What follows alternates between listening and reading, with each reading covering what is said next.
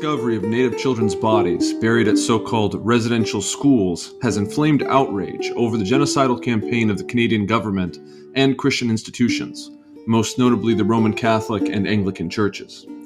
Protests have broken out across Canada and several churches have been burned to the ground. This is not the first time that the Catholic Church has been implicated in diabolical atrocities, and for centuries faithful Christians have grappled with the terrible evils done in the name of Christ. We are now going to consider one such historical case with the help of a Catholic philosopher of education, Sam Rocha. Thanks for coming on Forum, Sam. Thank you so much for having me. Well, I asked Sam if he would come on because I saw him discussing the animating ideas of Bartolomé de las Casas, the 16th century Spanish colonizer turned protectorate of the Indians. And I don't actually speak Spanish, so I'm going to just call him de las Casas from now on. Sure. And de las Casas witnessed the beginning of European colonialism. And over time, he became so repulsed by it that he was compelled to take action. He gave up the lands and slaves he had won in colonial conquest and dedicated himself to stemming the tide of horrors. Sam, how would you gloss his life? I would say that Las Casas, his father, Pedro de las Casas, sailed with Columbus on his second voyage. So Las Casas is genealogically a part of the 1492 story of Spanish colonialism, the whole descubrimiento, discovery narrative, and then the conquista narrative, of course, as well, the conquest narrative. So Las Casas, as the son of a voyager with Columbus, was there as a late teen in the Caribbean, in the Indies, at the genesis of Spanish colonialism. That is how he was made a part of the encomienda system and given an estate and enslaved indigenous people. And basically, that's the way that the Spanish colonialism proceeded, is that they would come in, conquer a territory, and then render the inhabitants of that territory slaves and force them to do the kind of labor of colonizing their own territory. If they didn't resist or do anything that was offensive to the colonialists, otherwise, like the Taínos, they would just slaughter them. Now, in the cases of resistance, of course, they would often suffer casualties, and they would often use those casualties through a kind of martyrdom narrative to then attack. And so Las Casas witnessed in Cuba, modern day Cuba, one such destruction of indigenous peoples. And he also, of course, witnessed the development of the encomienda system and chattel slavery that was enslavement of indigenous people. We often think of slavery through the transatlantic slave trade and African enslavement through the Middle Passage and whatnot. And that was going on mainly through Portugal. At the time, within the Iberian Peninsula, Portugal had been given a kind of papal rite of passage into the Canary Islands and Africa, whereas Spain was much more, from 1492 forward, had much more access to the Atlantic and to the New World, or the Nuevo Mundo. And the Pope had essentially just drawn a line, down vertically down a map and said, to this side Spain and to this side Portugal. Exactly right. Now, there was a lot of disputes, including canonical disputes, because all of the bulls that proclaimed these things were ecclesiastical decrees from the Pope, and they were often disputed through canonical arguments. And so, in certain cases, the favoring of the Kingdom of Portugal was opposed by the very new, actually, Kingdom of Spain. We have to recall that Spain itself is a very controversial entity as a nation or as a kingdom. And before we get too deep into the historical detail, we should probably take a step back and really meditate on the role of the Pope in this, because if I'm recalling correct, and I don't have it directly in front of me, so feel free to correct me, but Sure. Was it not Alexander VI himself who made the line of demarcation. Yes, The and most there were, infamous and terrible of all the Borgia popes, the most probably the most corrupt pope that ever lived. well, exactly, and it's also within the narrative of the Holy Roman Empire. So it's sort of like the the end of the rise of this idea that, at least in the West, that the Latin Church would become the new Rome. Mm, So very far from City of God, where Augustine is essentially apologizing to Romans for the mm, ascent of Christianity and trying to guarantee to them that it wasn't a Christian ideal. Now we see a very different political emergence of the church at this time. Um, and it's important to note that, though, because whenever Las Casas turned against the against Columbus and Cortés, and against the crown, and against ultimately the authorization from Rome, he was turning against an entire colonial Catholic set of assumptions that truly made him. I mean, he was seen as a lunatic. He was seen as a mm, fool. He was often critiqued as being mad and insane. Um, mm. but one thing I think that's important is that Las Casas gets a lot of credit, and I just think he deserves a lot of credit because he renounces his rights as a peninsular, as someone who's Spanish born, as someone who is within the high castes of the colonial universe at that time. He renounces so much. It's very famously, he advocates for African enslavement early on Mm. in his first writings, until he sees what the Portuguese are doing, and then he turns against that as well. He enters a Dominican order, and he spends 10 years in study before he emerges from there, writes his Apologia, goes back to Spain, has the Valladolid debate with Sepulveda, where him and Sepulveda air essentially a decade's worth of arguments they've been having in Latin through writing in public there. But what I think is important is that one of the biggest reasons we know from Las Casas for why he made those turns, most of it was just first person encounters with oppression. Just watching the violence of Spanish Committing it colonialism, himself. eh, committing it himself. Oftentimes, the worst violences he observes. He doesn't, of course, interfere or do anything. Sure. Um, but it's not clear to me that he, for instance, took up arms against the Taínos ever. But he was definitely present and saw it. But the Dominican order had actually been in the New World kind of from the get go as well. And they were Dominican preachers who were as, if not more radical than Las Casas, I mean, that was who kind of what I were, had read in the background for this episode was that Las yeah, Casas is there. He's a colonizer. He's, yeah, doing the Spanish nobility thing of getting rich and, persecuting the people that he considers to be the most numerous and innocent and good-hearted people on earth, and subjecting them to, terrible slavery and all kinds of horrors. And then some yeah, Dominican preachers show up and say, "What the hell are you doing? This is completely contrary to the gospel." And absolutely. Las Casas and others eject them from their territory. Yep. And then it's after that. So this weird history where he shows up, he's young, whatever, we all, he's young, he's doing things that are crazy. People come and tell him this is crazy. Yeah. He refuses them, and then after that refusal has some kind of awakening. What does that look like?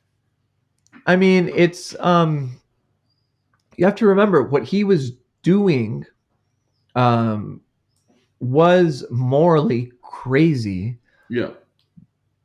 and it was also the status quo of Spanish nobility. He was doing something morally crazy, but from the point of view of his station, he was simply, acting like a Spaniard in the New World. So when they went into Cuba, for instance, he was just there. But he became his conscience was assaulted by the moral atrocities that he Mm. was a part of and that were being committed. And whenever he heard the first word from the pulpit against those atrocities, his reaction was to deny and reject and hide. Mm. But the voice of conscience was not denied, and soon thereafter he began to reform. And of course, I think the height of his reform is when he enters the Dominican order, Mm. and he essentially joins. But this is, I think, a really powerful testament to the power of the scholastic Dominican Thomistic tradition, that they had a kind of moral clarity about the atrocities of colonialism.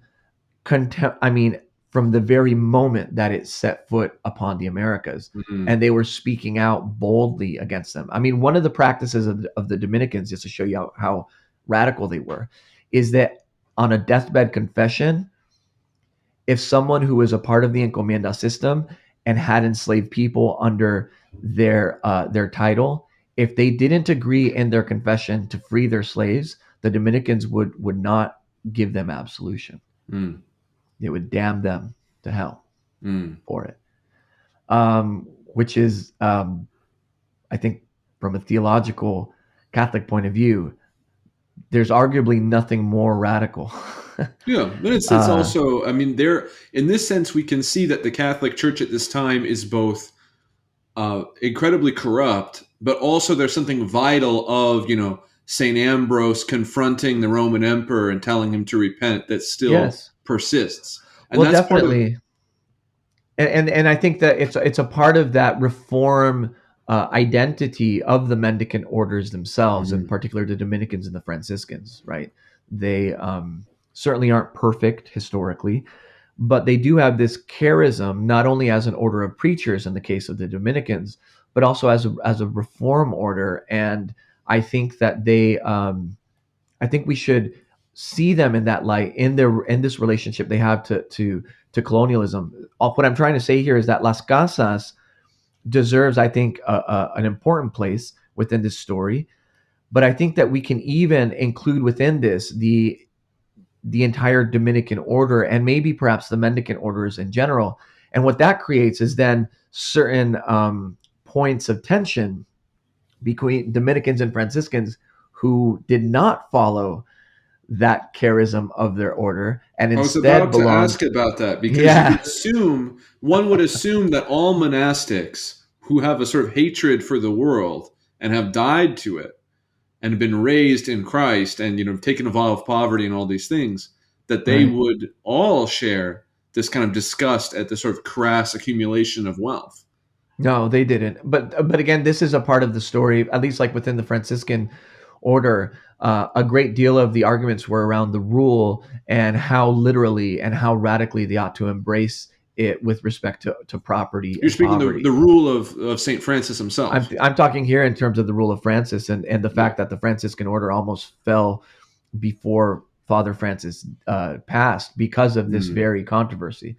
So the love of riches and power and whatnot is not foreign to the mendicant orders, and yet still we do see that charism lived out within those orders. And I think this is the complexity and the kind of layered approach that's needed to understand not only the history, but also what abolitionism and a decolonial or anti-colonial Catholic politics would look like today as well. Because we're basically looking at the same situation today. I'm standing Yes. outside the Catholic Church, and it's not my place to, damn anybody or condemn the Catholic Church by any means. And I greatly appreciate my Catholic brothers and sisters. But when you look at the responses to what's been going on in Canada, and frankly, the same story could be told in the United States. These residential quote unquote schools are not a uniquely Canadian phenomenon. Not We, at we see a all. miserable response. And I at this point I don't know. Well, you should respond. I don't want to say too much because it's not my church, but it just seems to me totally absurd. Well, look, I think everyone has a moral right to say something within this society, if we want to think of our society in any sense as moral, as eligible to be understood in some sense as a moral society, as a free society, as a liberal society. Um, the Canadian story is unique because of the unique relationship between the crown and the government and within the Commonwealth understanding, and the unique situation of the church within the British understanding of the crown and government. Mm. Really, the British system is basically subdivided between kind of the practical government, the royal crown, and then of course the Anglo-Catholic Church. And within Canada, because of its split francophone and anglophone identity, which is of course a colonial construct, Yes. you have a bilingual nation, but also a bi-ecclesial nation, in the sense that the Church of Canada is royally entrusted to Anglo Catholicism, but practically within the colonial execution of the spread of Canadian society within this continent, we see a major role played by the Roman Catholic Church, which you wouldn't normally see Roman Catholics and Anglo Catholics a part of the same story, but that's the case in Canada. And so I think about 60%, and by the way, a lot of this was through education. So the treaties that were signed all the way from the east all the way to about the prairies in the Midwest, a lot of those treaties entailed access to educational resources and educational institutions. And in many cases, the role of education was entrusted by the government on behalf of the crown to the churches, and from the churches to the diocese and to the orders. And so the residential schooling system that emerged from that arrangement um, was almost completely carried out by the church on behalf of the government, on behalf of the crown, and its unique relationship to the state. Yes. That's something that makes Canada kind of stand apart from the rest of the Americas, is this very odd, because Canada doesn't have a revolution, right? Right. So the Canadian state, unlike Mexico and South America, where you obviously had a crown state relationship, but because of revolutions, those ties were broken, and so you have a different complexity.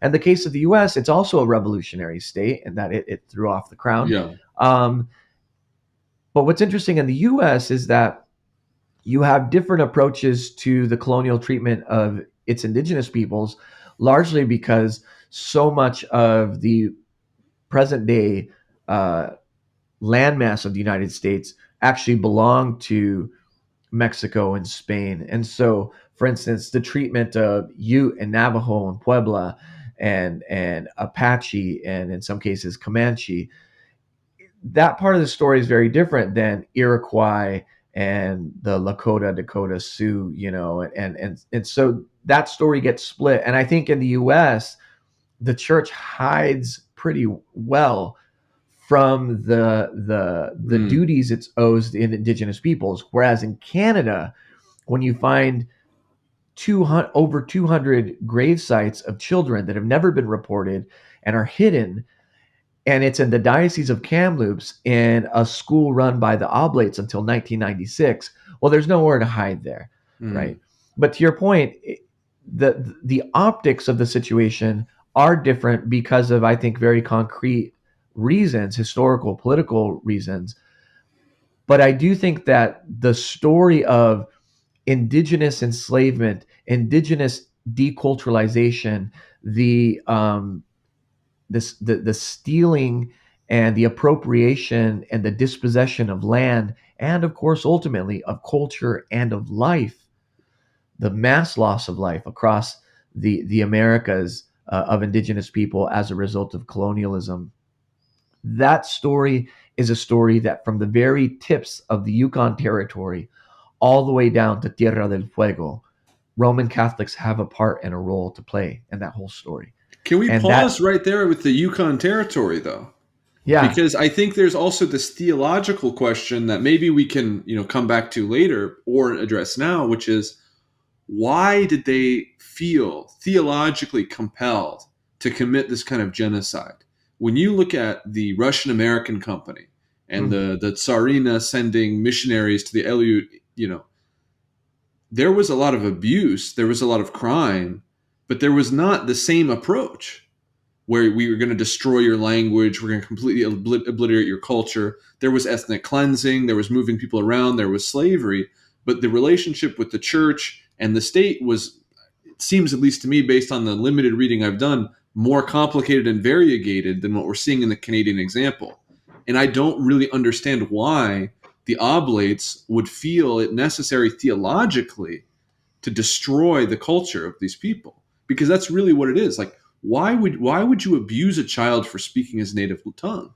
right. That's not, I mean, theologically speaking, I'm not just trying to sit here as, a 21st century American and pretend No, like I'm no. morally superior. I'm saying that, there were, 18th century Russians who didn't feel the need to do this. Why, Yes, yes. I don't understand. So maybe can you explain that theological angle? Well, I think what you're doing here is exactly right, and it's really important to not give any oxygen to the idea that, oh, these were people of their time and we have to, it's presentist or whatever.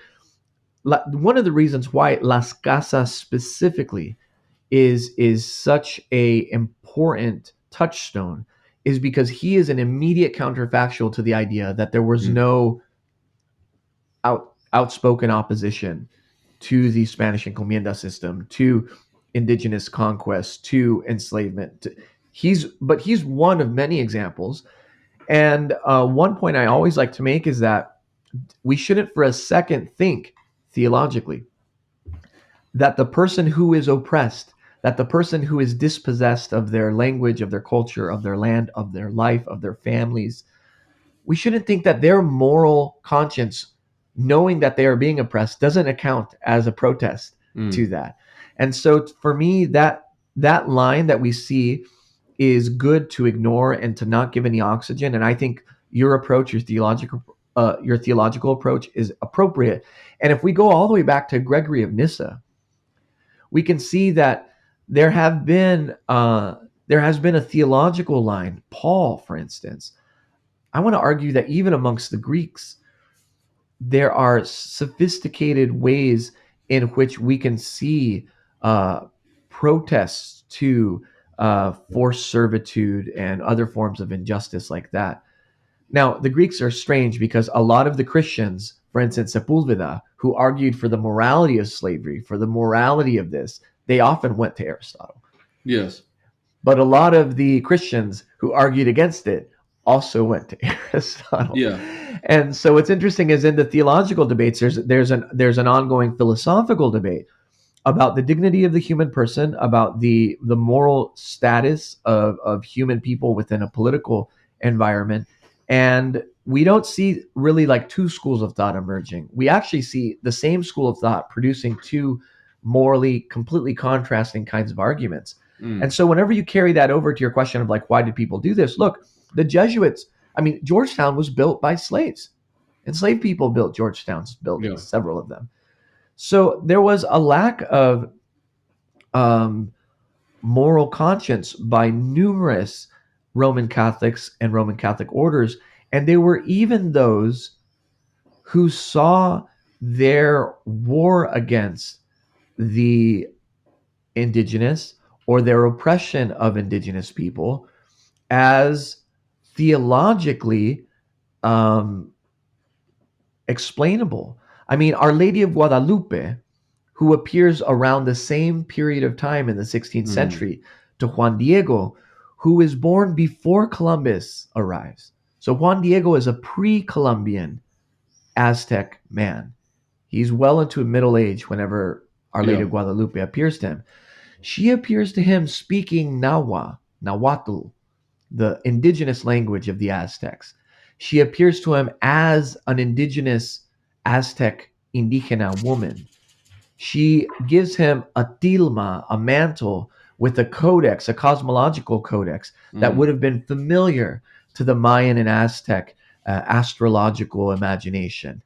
And the reason I'm bringing this up is that the scandal of that apparition and the witness, the divine, because you don't get more theological than Mary showing up. No, of course. And what Right? she's doing is so profound. She's doing enculturation. She's bringing the Exactly. gospel to him in his language. I mean, this is like Cyril and Exactly. Methodius showing up Yes. and bringing an alphabet, bringing learning, exchanging as human to human being, which I This is think, what Paul did at the end of yeah, Acts when he says to the Greeks, he says, "Look, I'm not here bringing you some, Jewish or Hebrew thing. I'm not here bringing you some Roman or Stoic thing. You have an altar on your land to an unknown God. That altar, he speaks to them as a Greek. This is why Paul, of course, is a genius because he's yeah. all things to all people, right? Mhm. Um, He's and going I into think the riches of Greek pagan hymnography and poetry and bringing the gospel absolutely. through that. Absolutely, just like the Neoplatonism of John was the gospel that spoke to the Oriental churches and that raised the largest demographic of Christianity Mhm. in the world at that time. What Latins, we were in the minority throughout all of the time of the early church. The Alexandrian and Oriental churches were far larger than us by uh, by people. Um, and so, what Our Lady of Guadalupe and Juan Diego did very naturally, Las Casas did with without having some of the predispositions of being able to understand that early, but he did it in a reactionary and I think morally upstanding way, especially for those of us who, I'm a mestizo. So Mhm. I have Juan Diego in one arm and Las Casas on the other. Yeah. I don't get to have a clean side, a clean ancestral relation to this. But I do have some ability, I think, to see in Las Casas that turning of conscience as a part of my identity that's needed. That's the side of conversion. Sure. And to also see, of course, in the Virgen Morena, we call her in Spanish, the brown virgin, the dark Mhm. virgin, um, in that apparition of Mary as a woman of the Mesoamerican pre-Columbian uh, uh, native place, to also see in that that enculturation message that God is present in all of His creation, and there's nowhere where we can't find God. And there is something really interesting to go back to Las Casas for just a moment, which is Yeah, his repentance is not merely a question of intellectual assent, like he right. called for African slavery and then he stopped calling for it.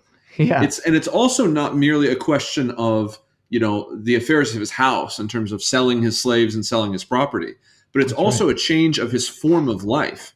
And this is kind That's of right. getting back to the difference between the mendicants, which maybe you can speak to, which Hmm. is, to my understanding, Las Casas tried to do many things, and to some degree, we can say that his projects failed or met with success to differing degrees. Sure. One of the things, as I understand, that he attempted to do was to find a way for, now that the circle has been broken, now that that hell has broken out on the island of Hispaniola or Yep. on Cuba or whatever, that now that Yep. where it's like in the famous that film The New World, after this moment of encounter there's no real going back. So Yep. there's been this moment of encounter where all these evils and atrocities have been committed. How are we actually going to live? Like, what are we going to do? What's is there a way out of from this evil? Which I think is a question that confronts each one of us today, and that's why I'm asking it. And when you look Yeah. at the form of life of, for example, a Russian monk coming from Siberia versus Sure. an oblate coming from Quebec or wherever they're coming from, they have different forms of life. That's And it true. seems to me that what you're saying is that there's also different forms of life, or at least a different worldview between a Franciscan and a Dominican. And to go back to the Pope himself, I mean, I don't want Hmm. to disparage the popes, but my understanding is that in the later part of Las Casas' life, it's Julius II is Pope, correct? Right. Literally the imperial Pope riding on horseback, Yep. engaging in battle directly. Yep. So this is the time of Reconquista, of Yep. expelling. Can you just talk about the worldview and the form of life clash here a little bit? I think there's two ways to think of it. And I'll say One, one more thing. I'll be a little yes, spicy here. I no, think there's please. a different spirituality. There's a different relationship to God. Yeah, yeah, Is I'm into that this. a heretical to say as a Catholic? Absolutely not. Our relationship to God, and I mean, the charisms are not always value added, right? Mm-hmm. The personal or within religious life. I think we have to understand uh, charisms. They're gifts of the Holy Spirit, but because of the privative nature of evil, every good gift from God, just like Lucifer being the great light, the angel of light, a great gift from God, is eligible. There's that saying in Latin, the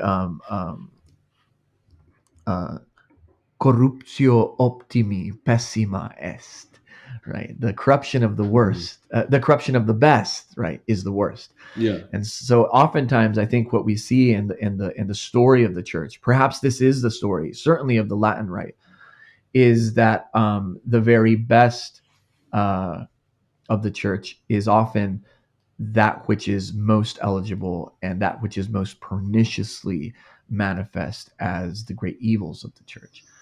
One place I would go, and this may seem idiosyncratic historically, is to Augustine at the end of his life in Hippo in North Africa, as Mm. the Vandals from Europe are pouring down and bringing ruin to the Alexandrian church. Um, the burning of the Alexandrian library is probably the pyre of that time, but Augustine was a worldly man. He was by no means naive. He had a child and a concubine, and he was Yeah. born of a uh, capable Roman father and um, professor of rhetoric. There was no reason for Augustine, the bishop, to not be aware of all the implications, political, social, and otherwise, and of course theological and ecclesial, as the bishop of Hippo as this was happening. But you'll notice that he doesn't say a whole lot about any of that. Mm. He writes his retractions, he writes his confessions, he finishes his work, so to speak, his commentary on the Psalms, his homilies. He preserves it, and in many ways, you could say it's a miracle that Augustine survives the Vandals, and that by Augustine in this case, I mean his work, right? Yeah. We lost a lot in that exchange. And I think that, it's only a few centuries after that where the displacement of Christianity by the Vandals is actually filled primarily within the Arab world by Islam. And that remakes even modern day Algeria, which has Algeria is the modern day place where Augustine, Yes. Thasges, and Hippo would have been. But it, of course, now is much more representative of its Islamic and Arabic heritage. And of course, there is an Arab Christian church. But what I'm trying to say here is that Augustine didn't promote a reconquista or a resistance to Vandal conquest or any of those things. In many ways, Augustine's City of God was what he left us in terms of political theology. And it's precisely that work that Augustine left us that Las Casas makes equal use of to Aquinas in his defenses of the moral and natural rights of indigenous people in the Americas. And I think that usage is historically very telling in terms of the way that the worldview of the Reconquista and of the peninsular Iberian violence against Jewish and Muslim and Moorish peoples, the idea. I mean, it's one of the birthplaces of the modern idea of blood and soil. Mm. The idea of pureza de sangre, purity of blood, Mm-hmm. and the emergence of these It's also the previously. creation of the Spanish nation. I mean, Oh, totally. there's Oh, no totally. nationalism. Yes. That. Now, by the way, there's another side to this, and I just have to say this as someone who maybe this is my mestizaje speaking. There's also, though, the black myths of the Spanish in the Mm. anti-Hispanic propaganda of the Dutch and the English, who, of course, were in competition with Spain, who often used Las Casas' own writings against the Spanish to argue for Hispanic inferiority and for Iberian inferiority, ironically, to simply perpetuate the same kind of violence I mean, against because the same what we're peoples. talking about, and we should be very clear, is there are passages of Las Casas.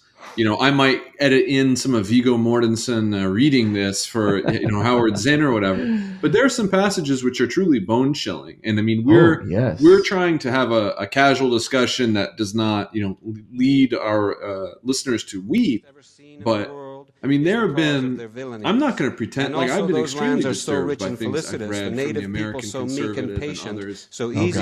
reacting this subject, situation. that our Spaniards have no more consideration for them than beasts. No, for thanks be to God, they have treated beasts with some respect, I should say, instead like excrement on the public squares. The Indians began to seek ways to throw the Christians out of their lands. They took up arms, but their weapons were very weak and of little service in offense and still less in defense. The Christians, with their horses and swords and pikes, began to carry out massacres and strange cruelties against them. They attacked the towns and spared neither the children, nor the aged, nor pregnant women, nor women in childbed, not only stabbing them and dismembering them, but cutting them to pieces as if dealing with sheep in the slaughterhouse. They made some low, wide gallows on which they hanged victims' feet almost touched the ground, stringing up their victims in lots of 13 in memory of our Redeemer and his 12 apostles, then set burning wood at their feet and thus burned them alive. When tied to the stake, the cacique, or chieftain, Hatway, a very important noble, was told by a Franciscan friar about the God of the Christians and of the Articles of Faith, and he was told what he could do in the brief time that remained to him in order to be saved and to go to heaven. The chieftain, who had never heard any of this before, and was told he would go to hell, where if he did not adopt the Christian faith, he would suffer eternal torment, asked the Franciscan friar if Christians all went to heaven. When told that they did, he said he would prefer to go to hell.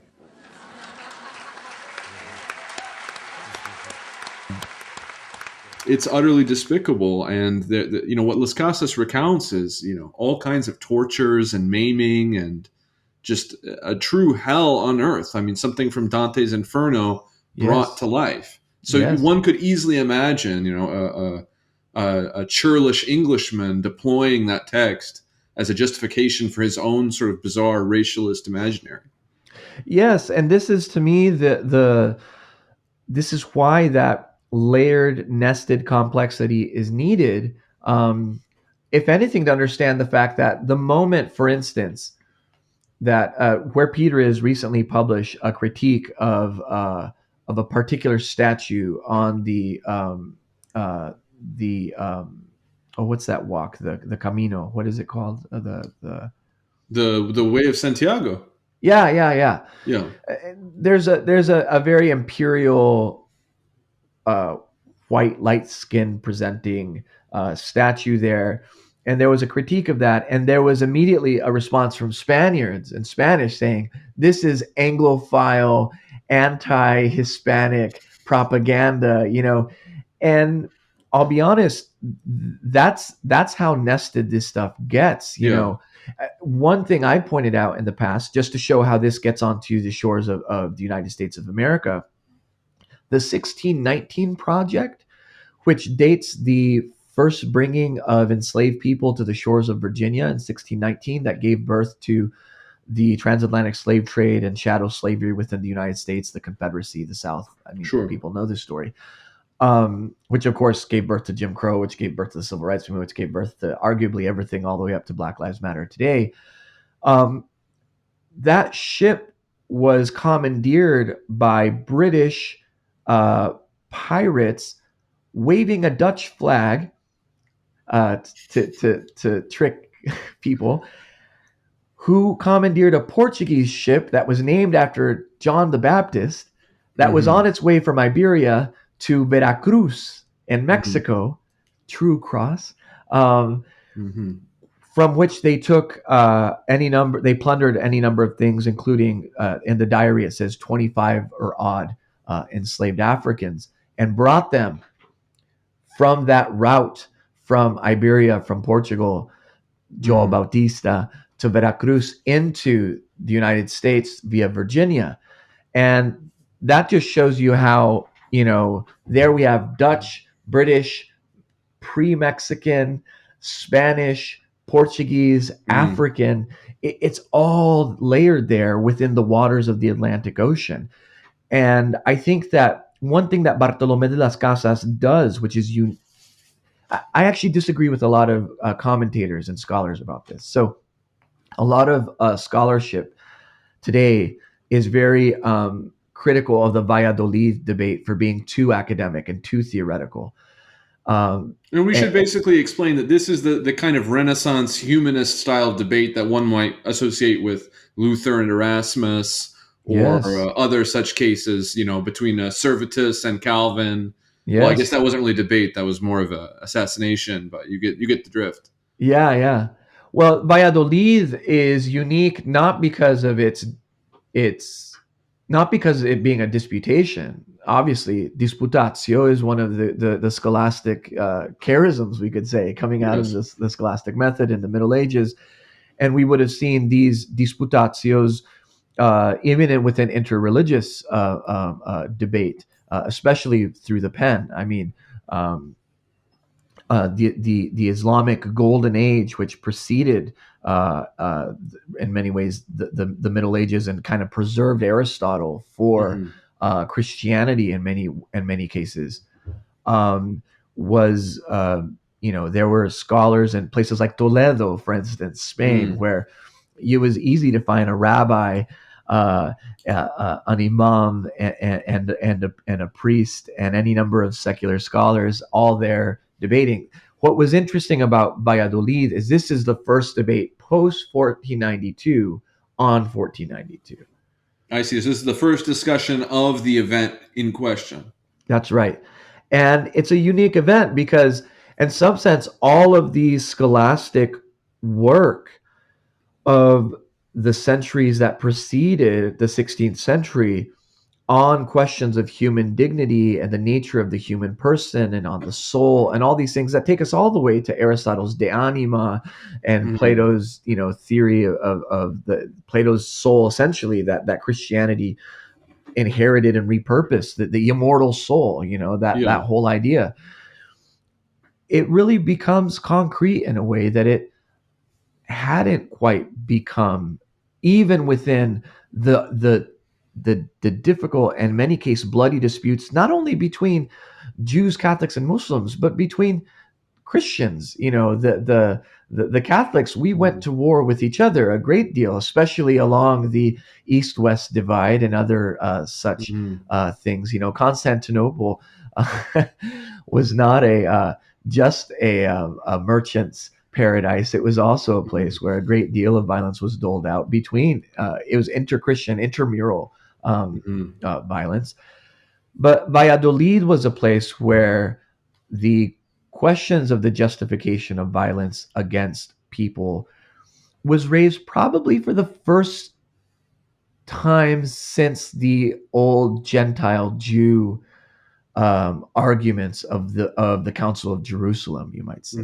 That's a kind of radical claim, but I think I could defend that claim. We're basically talking about the Europeans, or specifically the Western Europeans, specifically the Spanish, coming from a position of relative, historical, being a backwater essentially, to all of the sudden now a huge imperial power. I mean, rising to power very dramatically. Yes. And now they find themselves like a man like Las Casas. He's 18 years old or whatever. He's committing genocide. And now he's looking at his hands and saying, what have I done? And he's coming back to Spain, and he's trying, as an aristocrat, he's trying to discuss with the king and with others. And he doesn't go overnight from, committing genocide to, I've now got, Noam Chomsky and Howard Zinn on my, like he's not going to some, it's a progressive evolution in his mind of concepts and ideas and his approach. And all he can really do, I mean, the war economy, the imperial subjugation and rapine of the New World is ongoing. People are getting fabulously rich. So one man, what is he really to do about it? He joins the Dominicans. He tries to kind of get this whatever arguments he can make. But as a single man, what is he supposed to do? Ride on horseback and just cull everyone down? He goes back to Spain. He tries to reason with people, assuming, I think, and maybe now I'm just impugning too much into his mental state, but assuming that the king is a good man, and if I talk to him and present to him the horror, like he doesn't know, he's never been to Hispaniola. If I tell him what's going on, maybe something will be done. Yeah. And that's the contents of his letter, the Brevissima, the very short account of the destruction of the Indies. That's exactly what he's doing in that letter. He's young at this time, so he's naive. He says, if I can just tell him descriptively in a short letter exactly what I just saw, it'll move his heart, and he'll put an end to all of this, right? Yes. Yeah. And so that obviously doesn't work.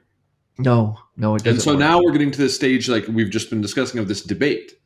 And then we get to the debate, but just before the debate, though, he does try out.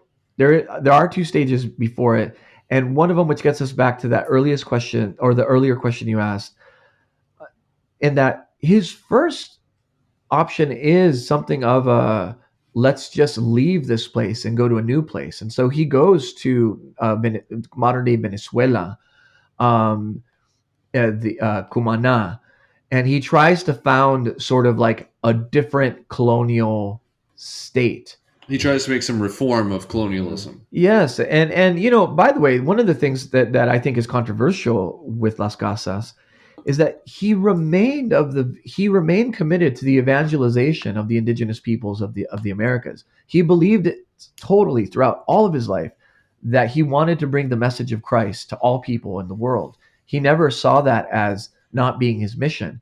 Sure. He just argued that the message of Christ was not compatible with coercion, and that wherever the message of Christ came in violence or coercion, in fact, that message was corrupted and was demonic and was, the message of Satan, not of Christ. But his project in Cumana failed. There's no other way to put it. And it failed because he had no support from the crown, much less from politicians. And it failed also, I think, because his account of what this alternative approach to colonialism was never really got around to being developed, because he was so focused, and so much of his work of attacking and critiquing the present day colonialism. But it's after that. Oh, by the way, another thing he sees when he goes to South America is he goes into the territory of the Portuguese, and he sees the horror and the terror of Portuguese enslavement. I mean, Americans often don't know this, but 78% of all transatlantic slave trade of all enslaved people brought from Africa were brought to Brazil, the shores of Brazil.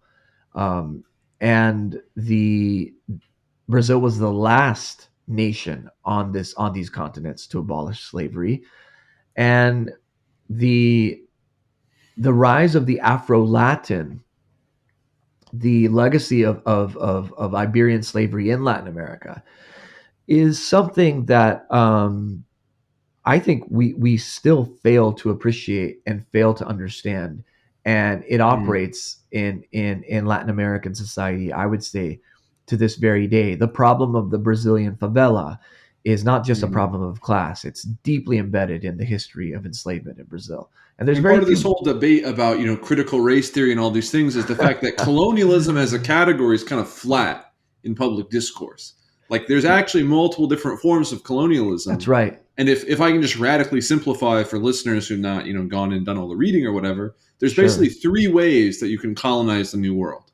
You can come in and just commit total genocide and ethnic cleansing, and then replace the indigenous population with Europeans, which is like mostly what happened in America. You can, or like the United States. I mean, you can enslave the native populations, which is what we've been talking about. Yep. Or you can destroy the native populations and bring in African slaves or slaves, from China or whatever else, some other place, some third group, right? And there's these three different methods that have, I mean, obviously they're interlinked as we've been talking about, but they Yes. also, they result in wildly different outcomes. They do. And this is why whenever we say things like settler colonialism, that refers to the first description, so settlement. So settlement, of course, requires clearing. You got to find some like English dissenters who want to pretend that they didn't lose the Civil War and install them somewhere. I mean, you need those Puritans. Sure. Yeah, I mean that's another part of. Whenever you get into the weeds on the Portuguese enslavement system, the people leaving Portugal to go give it a shot in modern day Brazil, they were not the wealth or the high classes of amongst the Portuguese. They went there in some sense as feeling like they were the oppressed of Portugal, and so their ability to oppress, but they couldn't even afford in many cases the enslaved people brought to the shores, so they would get loans from the crown that they would get for enslavement, and so the crown then had this double bind on them of them owing credit, and so there was actually a kind of they were slaveholders and owners, but they themselves were owned and held through credit to the crown, and that created a really nasty system. And it's also maybe why Las Casas did not emerge in the Portuguese context. I mean, he could emerge in the Spanish context because it was the Spanish nobility coming to the New World and conquering it. Yes, in many cases that was true. Now, there were, of course, crypto Jews, who saw the emergence of the New World as a great opportunity to escape the oppression that they, in many cases, for several generations had undergone. And so you'll notice, for instance, in the north of Mexico, there are no pork dishes, goat, and beef, and that's a sign of the crypto judío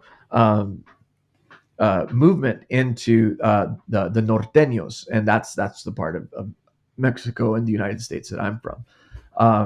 So there's a very different style. So when you look at the flat tortilla, and if you compare that to a pita or naan or whatever, you start to see a kind of even culinary sensibility across those things. And so, this really matters, though. And I think your point about colonialism being different in different cases, this isn't to say that it can be, historically at least, defended morally, but it is to say that we can't understand its moral perversity if we can't make distinctions about the kinds of projects that it took up and the way it took those up. And so what Las Casas sees when he goes to Venezuela is not only the failure of his ideas in the positive sense, like the ideas he was constructively building, but also the failure of his acquiescence to the transatlantic slave trade. And so he comes back, he enters the Dominican order, he kind of goes off the map for 10 years, he studies, and he emerges as the Bishop of Chiapas. And Chiapas is in the Yucatan Peninsula. Chiapas home of our dear comrades, the Zapatistas. Yes, that's right.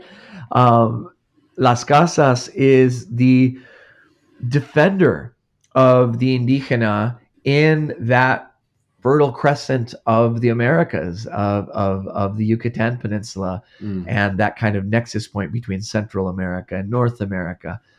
And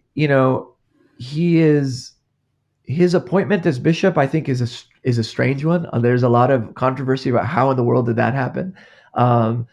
There's also he was undermined in every step as a bishop. He wasn't a particularly effective bishop.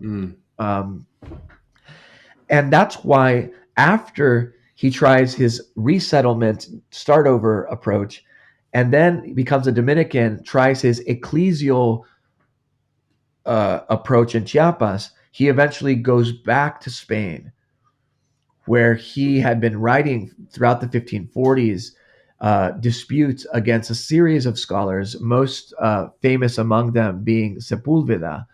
And this is bringing us back to this debate. Yes. And he there faces Juan Inés de Sepúlveda in the 1550 to 1551 in the Valladolid debate. But to me, what's interesting about this is, well, at least two things. One is that he tried other things and they didn't work. Mm-hmm. He tried a kind of Benedict option. Let's just go somewhere else and start over. And that failed. Personal appeals to the king failed. He tried petitions of the king. He tried to become the bishop of the most consequential, arguably, diocese related to indigenous peoples. And by all accounts, failed at that too. And all these failures, I think, are important parts of Las Casas' witness, is that he was not winning. And this is the problem of abolitionism and of decolonial and anti-colonial theology, of liberation theology, proto-liberation theology. By the way, the best English translation, but the best book on Las Casas is by none other than the Dominican Gustavo Gutierrez, the great author of a theology of liberation. People think liberation theology is some kind of newfangled post-Vatican II stuff, and that's because of Medellin and Puebla. What they don't know is that perhaps the great author is another Dominican, who makes very Thomistic, very Aristotelian, very prophetic. He relies a lot on the prophets to build his arguments, and he has a wonderful biography, theological biography of Bartolomé de las Casas by Gustavo Gutierrez. If anybody wanted to start reading about Las Casas, I would send them to Gutierrez's book on Bartolomé de las Casas.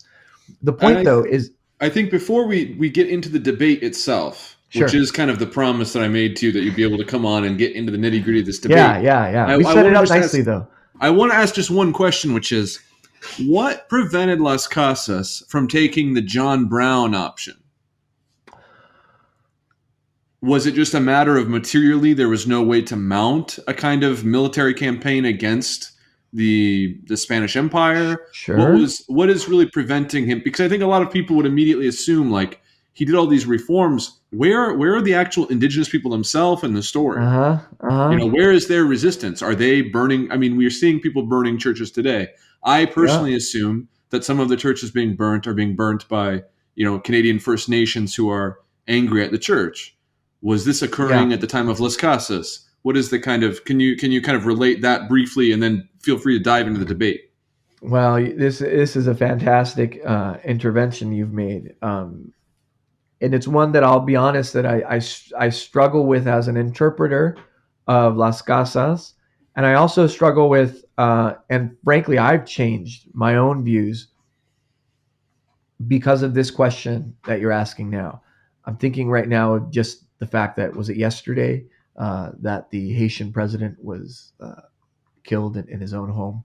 Yes, by his own mercenaries. Yeah, I know. And so I'm thinking here of Haiti and its history. And you're going to have to come back later and we'll do a whole episode about the kingdom of this world. Okay, yeah. Have you read that in the original Spanish? No, I haven't. I have not. Yeah, I should.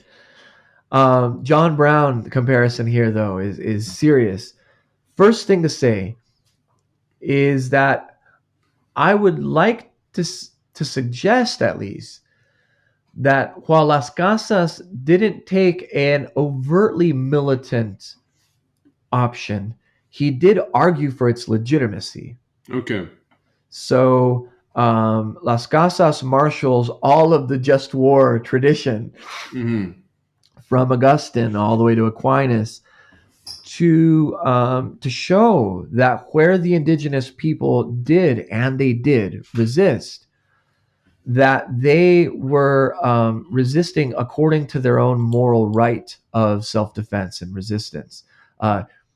He even sat with Cortés in the ruins of Tenochtitlan and made this very argument to him, that you were not on God's side when you laid siege to this city. So wait, let's take a pause just right there, because this is very important and timely. Yeah. So he never, maybe it's like fruitless to mount a suicide mission. There's a lot of debate to what degree John Brown was of sound mind.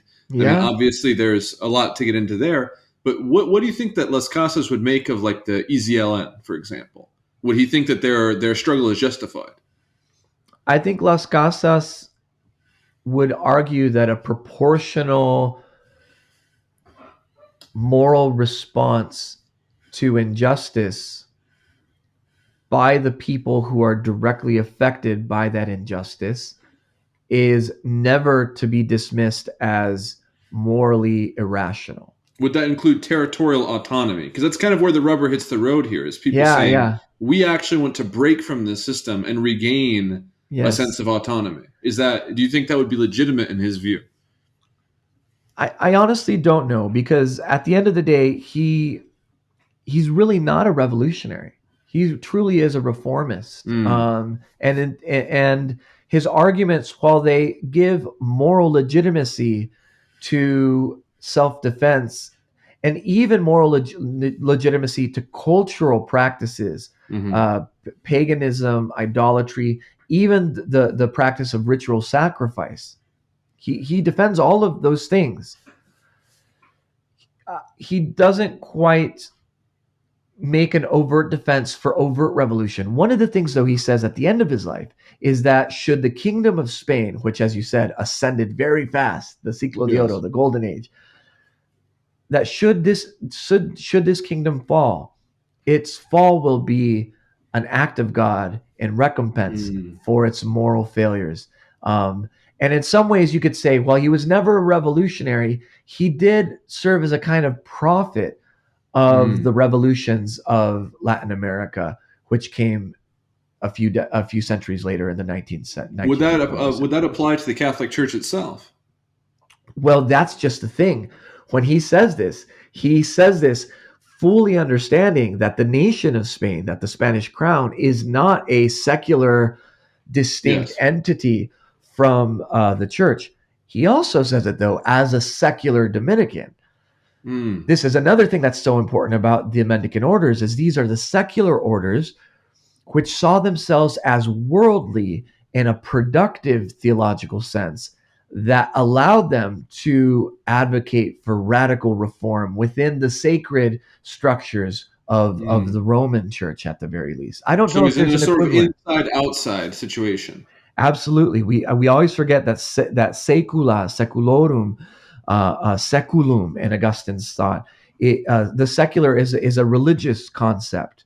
It Mm-hmm. is not exceptional to religion. It's Yeah. a distinctly Catholic and Latin concept because of its Yeah. etymology. Well, I think Ambrose also has this in some of his hymnography. You get this concept of the sacred. Now we're getting off into a weed here, but we, I guess to just bring this up, and then we'll tackle the debate head on in Yeah, the time that remains, which you'll come yeah, back on and discuss in the future. sure, Um, sure, happy to. the question is, what would a Gutierrez make of this question?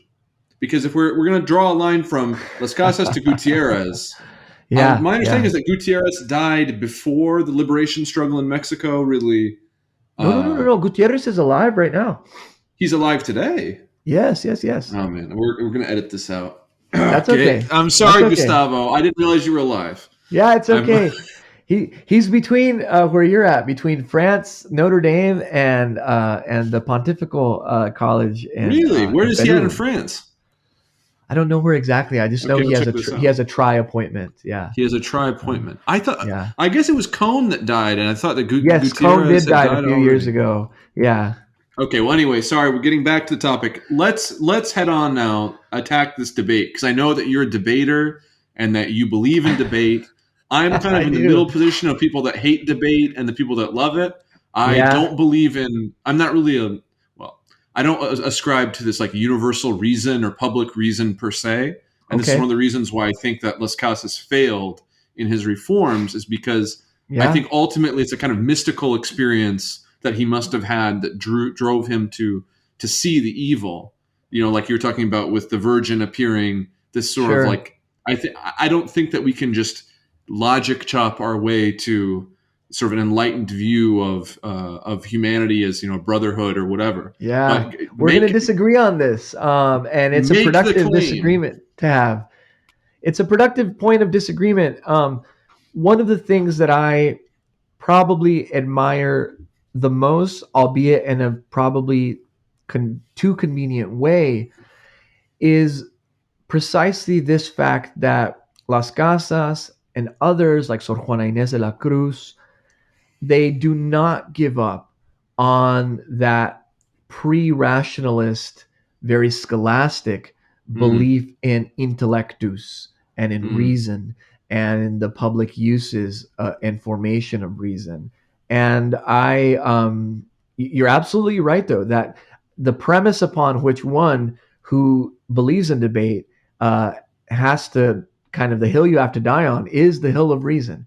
And it is opposed to that mystic moral sense. I think there's I try to take a mediating position, but I mean, I'll take the hard line, secular rationalist position here. It's what I admire the most, actually, about Las Casas, because to me, it's the least obvious from our view in 2020, and it's maybe the most forgotten side, is that he precisely didn't take up arms, yet he didn't acquiesce.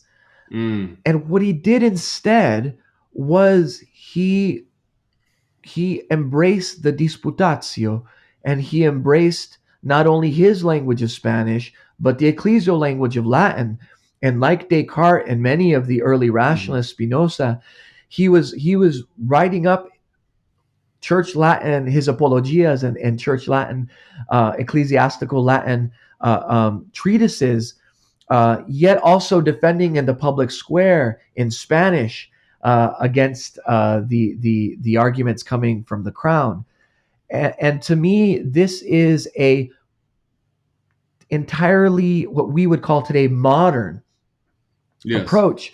But he was modeling that approach on the approach of Aquinas. He was modeling it on the approach of Augustine. He was modeling it precisely on the letters flying between the fathers and the patristics.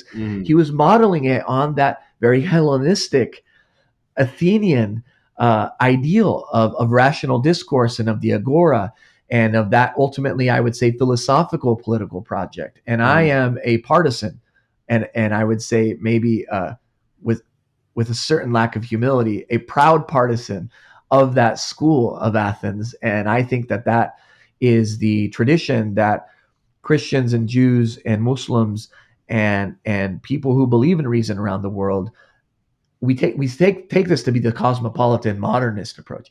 But I say no, this is as old as 430 AD BC, you know. And moving, I guess, to move the ball forward on that. So he has this belief that he can really clarify the questions involving the enslavement and genocide and make clear to the Spanish conscience that this is unacceptable. And not only that it's unacceptable from an emotional or a moral appeal, but that it's literally irrational and a kind of the consequence of disordered thinking. So how does he do it? Attack that. Well, he does it in essentially two ways. He uses three distinct arguments, but the arguments are more themes or topics. His method, though, is two-pronged. The first one, and it's the one that's probably the most original and journalistic, is he does what he did in his earlier letter and what he eventually also wrote as a history, which is that he just gives first-person anecdotal phenomenological accounts of his witnessing the atrocities against indigenous and African people in the Americas. And the reason this is effective in the context of the debate is that he's doing it in Spain. And so he's standing before an audience who he attacks, saying, "You've never been there. You've never seen what I've seen. Were you they don't really have that ignorant?" I mean, that's very debatable. It's very debatable. One thing we do know is that the diaries of Columbus, the diaries of Cortés, were often deeply doctored, and we read those to this day. They were often made to appear like the diaries of Marco Polo, and they were really meant to gain support and funding for these projects, which were very expensive and very risky and required a lot of resources and commitment, including military commitment.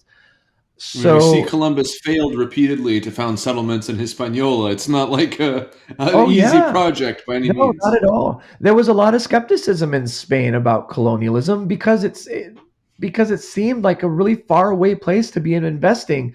Yeah. And the return on investment, of course, was also very arguable because they dropped maybe more than half of the great treasures that they plundered from the Aztecs into the Atlantic Ocean on their way back. I Yeah. mean, um, so Bartolome de las Casas' argument, first and foremost, and I'd say most originally, in this case, he wasn't doing what the scholastics did, is he made use of the difference of experience. He says, Mhm. I have experiences that you don't have. I have seen things that you haven't seen. The only place I believe we can see this used in the same way is in the Gospels. Mm. And where the apostles who had first person anecdotal accounts of, I've seen Jesus, Mhm. I've talked to Jesus. The doubting apostle Thomas, put your Mm. hands in my side. In this sense, Las Casas uses this very apostolic approach that is different than Paul's approach. Paul's entire premise is, I never saw Jesus, Mhm. yet I believe for other reasons. So we have this apostolic, phenomenological, historical, journalistic approach of Las Casas, and it's very debatable. And you could poke holes in it because of the questions like you asked, like, is it actually true that no one knew these things? Or I think it is true that people had a bad history account I mean, I of could what was believe it going either on. way. I mean, you're the Yeah. expert, so I take what you say. I just, for me, I think it's kind of, something that one might immediately pose is like, I'm talking to some Spanish noblewoman. Has she ever, seen somebody flogged, Well, like in the definitely New not World? that. Definitely You not that. Now there were cases. In fact, going all the way back to his early teens, Las Casas, his first witnessing of an indigenous person from the Americas was not in the Americas. It was someone who was brought to the New World Over these by human his zoo father. exhibitions. Yes, exactly. Mm. That was actually put down fairly quickly by the crown. It was morally distasteful, and it ended. Of course, what they picked up was just enslavement within the Yeah. native places. So it's not like there was a good substitute for that. But that was the first person eyewitness that Las Casas had of an indigenous person, and we might say that his soul, to take your more mystical account, was Mhm. maybe first confronted by the injustice of colonization in that moment. But by the time we get to the 1550s, this wasn't a common practice within Spain. So most people hadn't witnessed things like floggings or those kinds of Mhm. things. His second approach, though, is the scholastic approach, where he not only uses the scholastic method of argumentation, making rational arguments largely built on proportionality defenses. So he would say things like, we've done X for the reasons I just told from first person experience. Imagine if X was done upon our soil by the This is British or cruel by and the unusual Portuguese. punishment. Well, he says, look how we respond. Yeah. We go to war. It's obvious that we have to Mhm. defend ourselves.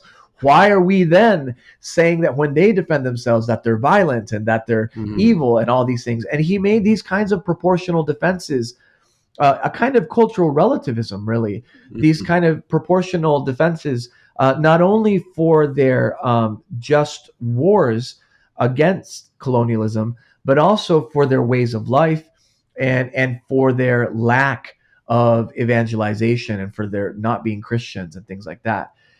Whenever he gets into the theological side of this, which was a huge portion of the debate, for most people in the Iberian Peninsula and across most of Christendom at that time, if so and so wasn't a Christian, it you could do anything you wanted to them Well, if they weren't Catholic, you could if they weren't enslave an Catholic. Orthodox Yeah. Slav. You could, Yes, you could, totally. Yes, yes, yes.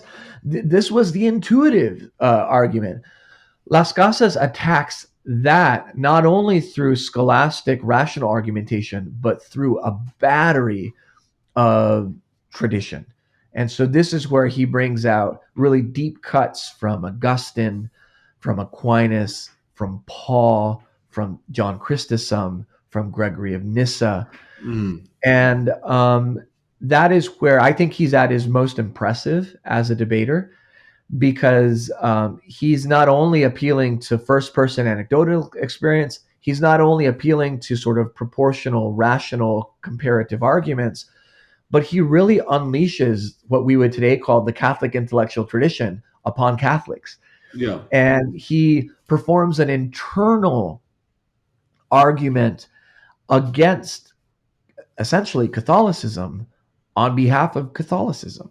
And let's pause that right there and focus on this, because I think this is a place where the contemporary quote unquote debate, if you can even call it that, about these quote unquote schools, if you can call them that, is really centered. And if we can just telescope for one moment what Las Casas is doing, the point of his argument, the tip of it, is that either what's going on with this colonialism, it's heretical, it's evil, it's unchristian, it's unacceptable, or is he making a different kind of argument that, a good Christian can also participate, but it's, unwise? Or what is really the substance of this argument in terms of the actual the effectual truth, if you will, of it?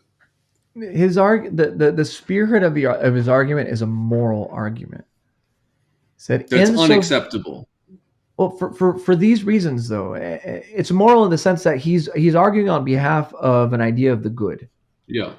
So his argument is essentially that if we accept that Christ gave us the church for the good of all peoples and of all Christians, then it does not follow from that we should commit evil and persecute and exasperate and conduct injustice against others for the sake of that same church, which Christ gave us because it is good.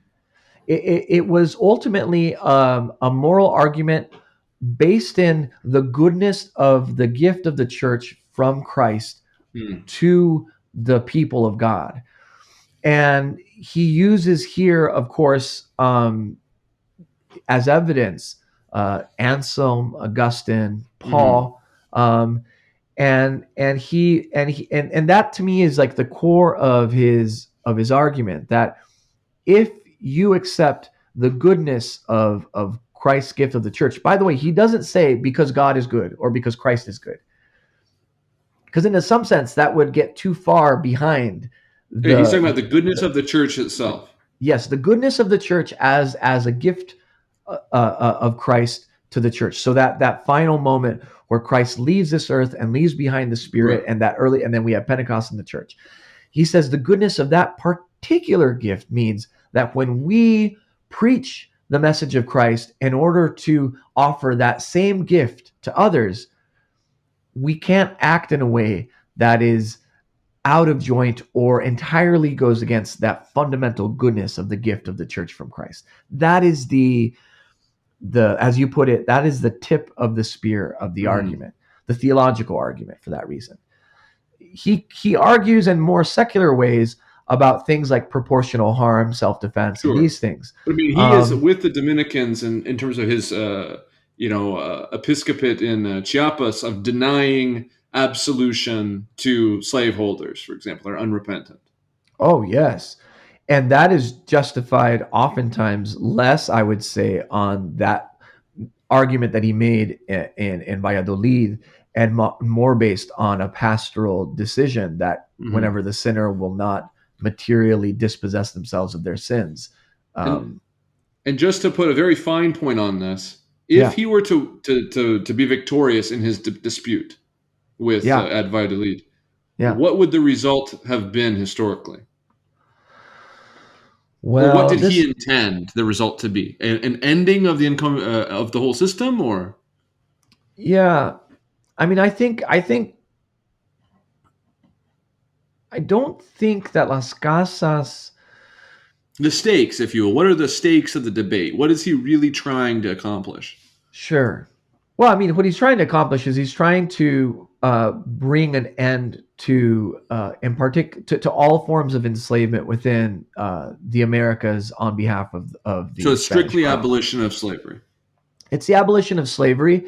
It's an abolition of slavery that's a bit more ambitious, though, than some of the abolitionist like movements in the United States. In that, what's interesting about the United States is you had a lot of people who did not believe in the full humanity and personhood of Yes. Africans, who nonetheless believed, because of its harms against people who enslaved them, Yeah. believed in the abolition of slavery. Las Casas' argument, in terms of its anthropological basis, believed in the full moral equality of all people. A He true was brotherhood of man. A true. absolute fraternity, yes.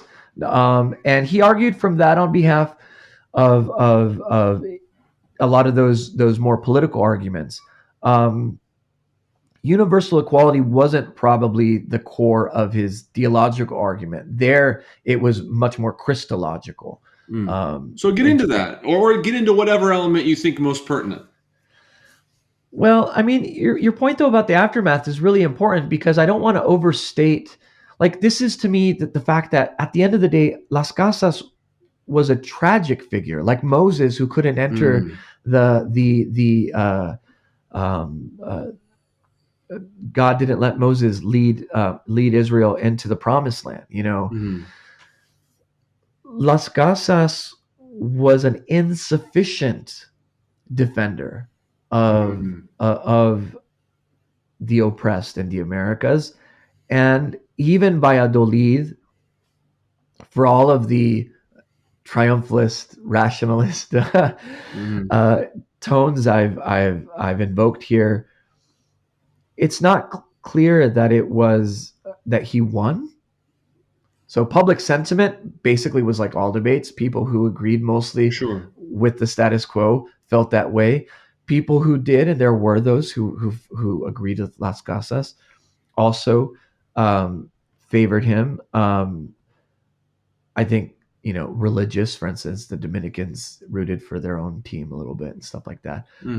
But there was no clear outcome of that, and there was no clear policy changes as a result. The king did make some orders in order to allow the debate to happen. He put some sort of limits on conquista, so he took it seriously as a political event.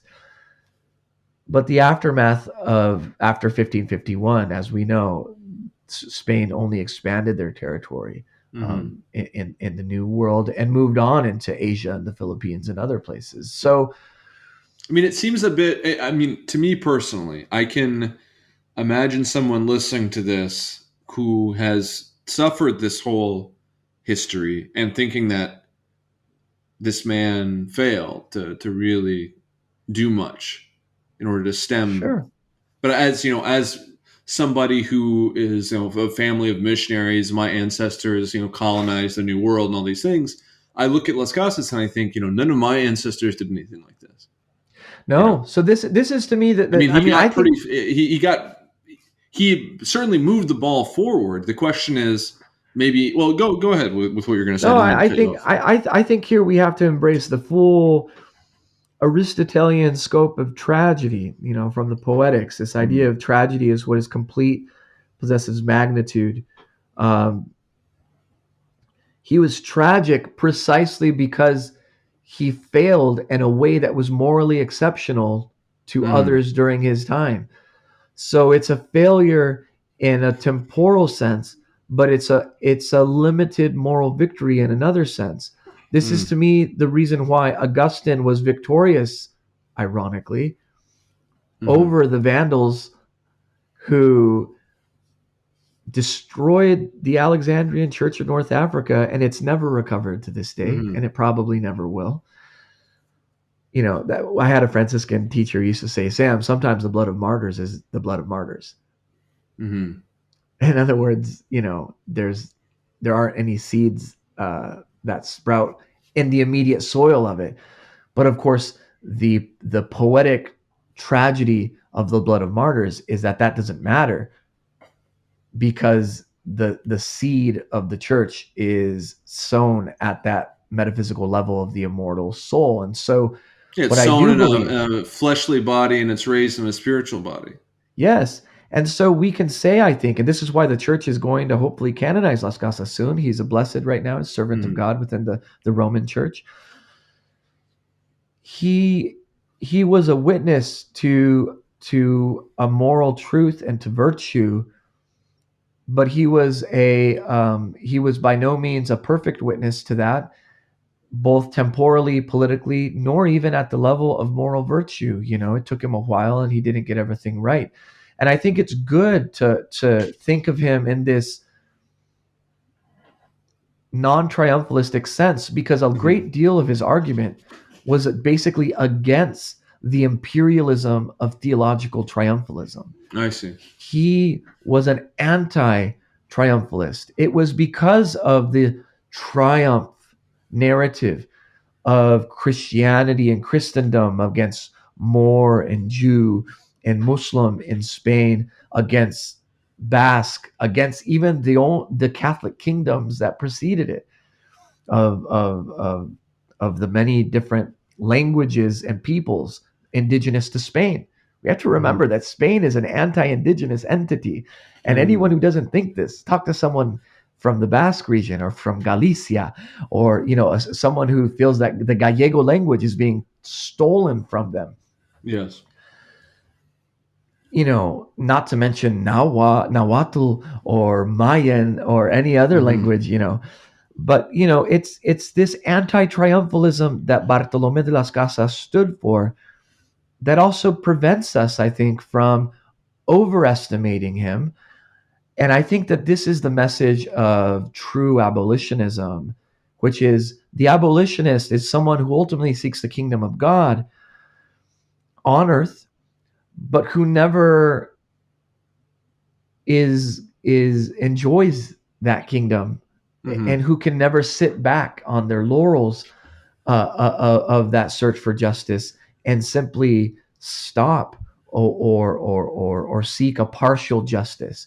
And this is, to me, why the movement towards abolitionism, whether it's in John Brown or Las Casas or Gustavo Gutierrez, or Martin Luther King Jr., or anybody else who associates or affiliates themselves morally with that moral project of abolitionism, I think it has to be anti-imperial. But of course, empire wins. That's what makes it empire. I mean, we wouldn't have empire if it wasn't the entity that precisely wins. And so long as there are winners, there will be abolitionists who are opposed to those temporal victors. And whenever those temporal victors come from a overtly religious side of power, like the Holy Roman Empire, then it forces, I think, Roman Catholics in this case to choose which church they serve: the Church of Christ, the abolitionist church, or the church of the empire. The Sixth of Rome. Yeah, and Las Casas chose Christ. Yeah, and I think we have a long tradition of abolitionists in Catholicism. And I think that abolitionist spirit is why, for instance, so many I'm thinking here of Caribbean, the Black imaginary and the music, for instance, of like Bob Marley and others, they look to Exodus as their story, which is the Passover story, which is a story that, of course, Jews every year recall. It's a story of emancipation, a story of liberation, a story of freedom. And it's a story that isn't only memorialized through ritual memorialization, but is also realized through a diaspora of resistance. And this unites, to me, all the oppressed people of the world. Paulo Freire, he's a theologian and philosopher from Brazil. He has this beautiful word in Portuguese called the esfarapado. And the esfarapado is a farapo, so a person with threadbare clothing who fought during the Farapo Wars against a particular empire in Brazil against the Portuguese, and they never won. They lost every battle they fought, and they're famous only because they lost more battles consecutively than any other militia and revolutionary in all of the anti-imperialist struggles of Latin America. And Paulo Freire dedicates his book Pedagogia do Oprimido, Pedagogy of the Oppressed, to the esfarrapados do mundo, the farapos of the world. And so to me, Las Casas was one of those esfarrapados. To me, he was one of those people who never won, and who was probably never going to win, and who nonetheless believed sufficiently in a gospel that is in some sense a gospel for losers, a gospel for the poor, a gospel for the oppressed, a gospel for the margins, a gospel that is set against the powerful. He believed enough in that gospel. And and this is maybe a very important question that we should address before we end, which is, yes, he did not come to that gospel alone. He was not reading the scriptures alone in his home. He came to that gospel through tradition. A shared common a tradition, through a shared form of life that he entered into through the Dominican rule, through this shared life with the friars. And I think when people are listening to this, if they are emotionally or otherwise, spiritually, intellectually, whatever, moved to say, we must take some kind of action today, I think that it also has to come through this shared form of life. Absolutely. Where you have to, the only way to oppose, whether it's within the Catholic Church, without the Catholic Church, in Canada, the United States, wherever, there has to be, the only way is to come together and find this shared life. Which is communion. Which is communion, where you can actually even begin to attempt a reform or a dialogue or a debate. I mean, Las Casas, as you said, he could only come and do this whole debate because he had the Dominicans with him. Yes. Who actually pushed him, who were more radical than him. Who propelled him. Yes, and we have to also understand that Las Casas was not only seeking redemption for the other, he was also trying to redeem his own immortal soul. Yes. And he was also trying to make restitution for the sins of his father and for the sins of his nation and of his mother, Patria, his mother, Spain. And so, one of the radical things I think about the emergent philosophy and theology of liberation that comes out of Latin America is precisely this idea that those who need liberation the most are never the oppressed. It is always those who oppress who are in most need of God's mercy and forgiveness and reconciliation and redemption. And what the oppressed offer is not an opportunity for sponsorship, but they offer through communion with them and solidarity with them salvation to the damned. Salvation and redemption to those. When you talk to anybody that went up to Standing Rock, you will get stories like this. Yes, and so the goal here is not a goal of Las Casas, defender and savior of the indigenous. Yeah. No, and it's also not this sort of. Sorry to interrupt, but this is also not the soi-disant religion of wokeness where you need to expiate your whiteness or any of this bullshit. This is not what we're discussing. No, not at all. I mean, the great awakenings of the Quakers, the first and second and third of the 16th, 17th, and 18th centuries, were, I think, graces, perhaps, of these earlier movements, like we're talking about here, which did bring about a kind of great awakening, which came with it, which abolition came part and parcel of, especially the Second Great Awakening. Because this is not about, just to be very clear, this is not about, okay, I've got this, blood on my hands, how do I wash it off? We have just destroyed an entire world. Yes. We have just committed genocide. How is life supposed to continue? How are we supposed to actually live our lives? Yes, and that world is not only a world apart from us. We have destroyed our common world. Yeah, I've destroyed myself. So the work of rebuilding the world, the work of dilexit mundum, for God so Sic Deus delexit mundum, for God so loved the world, in Jerome's Vulgate. The world, the project of delighting in the world, of making the world palatable again, is a theological project, and it's a project that offers the most to the ones who have morally lost the most, which is never the ones who had their lands taken from them, but it's always those who sold their souls in order to take these lands, right? And this might be perhaps the most radical break from a modern day status quo political leftism that really sees the project as a kind of Reconquista 5, 10, 15.0, and the Christian left, which says, no, we're fighting for you, not on your behalf, but on behalf of our souls and the souls of our children and our ancestors. We're here seeking salvation along with you. And those who need God's grace the most are not you, who in your suffering have been in a way redeemed and accepted from this structure of sin, but it's for us, right? And that to me is a part of what makes Las Casas' tragic sense, going all the way, as I said, to Moses and all the way back to Adam and Eve. I mean, he's working out his salvation in fear and trembling. Exactly that. And that is a road that we're all on. For most of us, I would say, you and me certainly, despite my mestizo identity, despite whatever identity you have and share, there are very few of us, in fact, in this world who don't have some part in this project.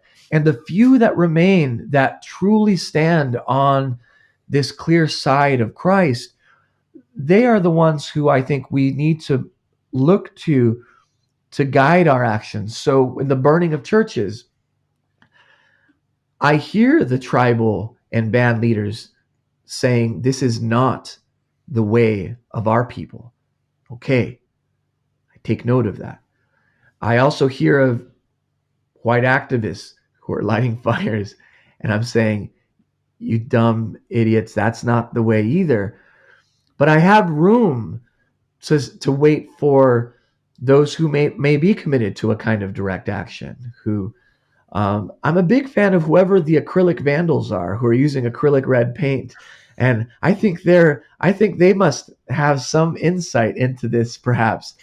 But one thing that distinguishes, though, a Quaker from Las Casas, from a Thomist, is that Catholics, at least Roman Catholics, we are not pacifists. We are not opposed or not unable to deal with proportional violence. And this is where my part has changed. I think I was much more of a default into nonviolence and pacifism. Yes. Until I entered into communion and dialogue with, in particular, my Black brothers and sisters in the American church, who always made notes saying, if we wanted to, we would be within our rights to take other forms of direct action.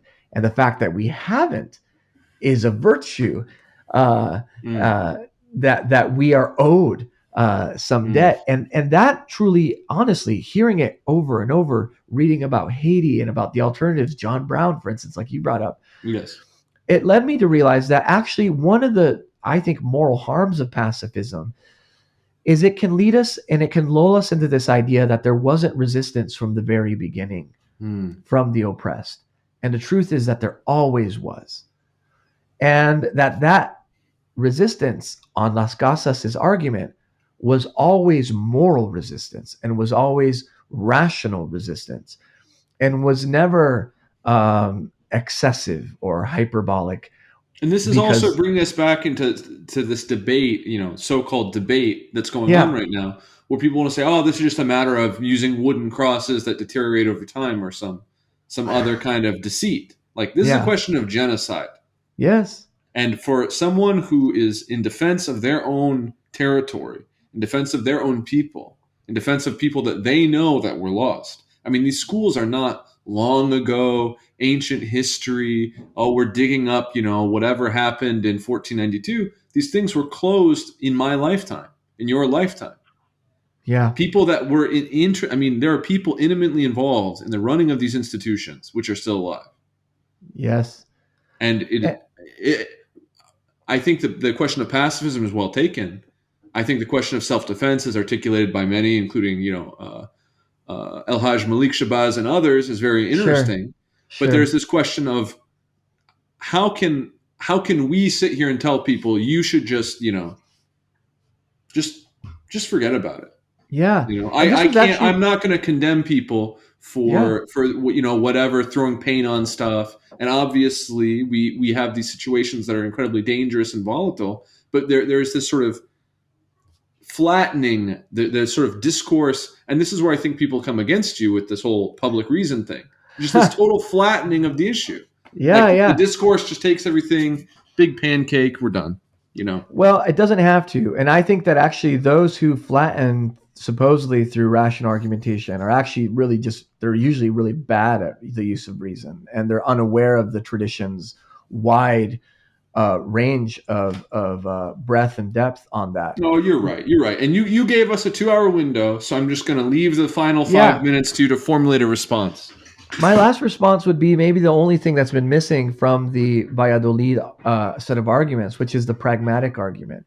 And it's the one I don't like to talk about because it's maybe the most effective, and it appeals most to a Christian sense of self-preservation. And for those reasons, it's not the one I like to lead with. As you might have noted, I like to lead with the phenomenological first experience one.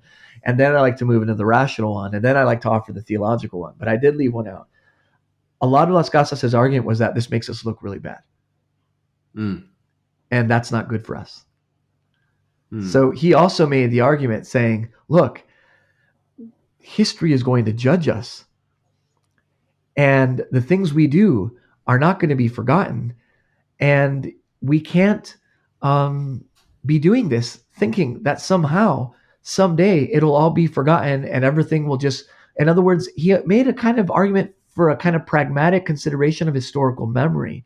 And he said within that God says that he will deal with those who are outside of his church. What we need to worry about is with ourselves who find ourselves inside of it, to not give scandal to it. And so he made this, I think, very practical argument. He bases it in Valladolid on or actually in his Apologia to end the Paul's letter to the Corinthians. But he basically says it's not our role to act like God before men, and we should fear and tremble those of us who fall into acting like gods. It's a Promethean conceit to believe we can do that. I think that of all the arguments that Las Casas offers, this is the least difficult for the Christian of today to appreciate. And it's maybe the most effective with thinking about the church burnings. It's simply awful as a professed Roman Catholic for me to act more aggrieved by arson and by vandalism than I do of genocide. Forget the rational argument, forget the theological one. It's simply embarrassing to me and to everything that I love as a Christian to act this way. So I need to hold my tongue. I need to sit back. I need to shut up and know my role here, even if I don't agree with it, simply because I don't want to bring further scandal upon my church. And I think when you look at the bishops, I don't believe the Canadian bishops universally are by any means laudable sources right now. But they are holding back from trying to turn this into a we are the victims now kind of a thing. You'll hear that selectively.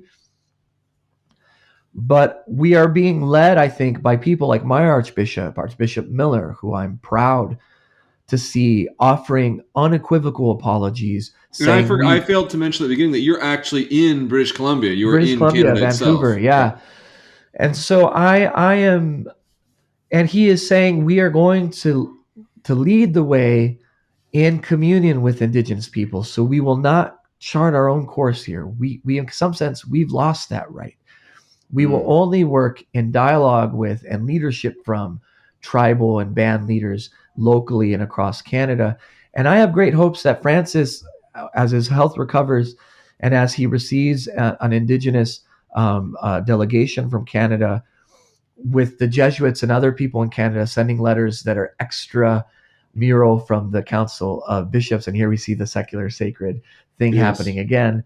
I'm hopeful that Francis will judge this well and will offer a new apology, and that Canadians will respond to it with this pragmatic, even sense of restoring our cultural memory. But that's a huge part of the argument. It's not, I think, the most convicting one. It's not the most radical one. It's probably the most reformist of all of Hmm. them.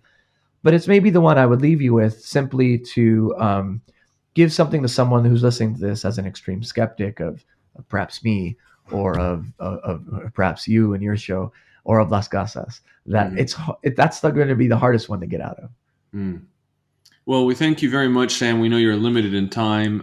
You also have a podcast we should probably Yeah, promote, Folk Phenomenology, folk phenomenology. That's which right. is not actually about the role of Gene Ritchie and the formation of German philosophy. What is the premise of the show, briefly? The premise of the show is an interview with Louis Armstrong, where they asked him what kind of music he played, and he said, "I play folk music."